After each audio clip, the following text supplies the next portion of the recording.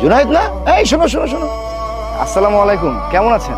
ওয়ালাইকুম সালাম। আরে আমরা তো ভালো আছি, কিন্তু জুনায়েদ তুমি আমার বাসার ড্রাইভারের চাকরি ছেড়ে দিয়ে এখন এই ভেষ কেন? পাঞ্জাবি স্লিপাস, কি ব্যাপার? তুমি কি সার্কাসে যোগ দিয়েছো নাকি? জোকারের মতোই তো লাগছে মনে হয়। অবশ্যই জোকার না? জোকার আর আমি? আরে তুই বুঝতে পারছিস না? তোর অবস্থা একবার দেখ। তোর কি ড্রেস আপ, কি পোশাক পরে আছিস! তোকে তো দেখে মনে হচ্ছে তুই সার্কাস থেকে এই মাত্র বেরিয়ে আসলি। আরে আপু, আপনি সব কি বলছেন? আমি কেন জোকারি চাকরি করতে যাবো? আর আমি তো কোনো জোকার না।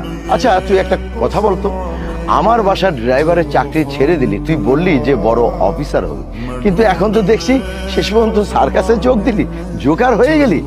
আরে বাবা, তুমি এসব কি বলছো?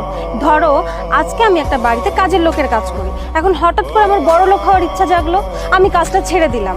আমি কালকে অন্য কোনো বিজনেস করবো বা ভালো কোনো চাকরি করবো, এটার জন্য টাকা প্রয়োজন, ট্যালেন্ট প্রয়োজন।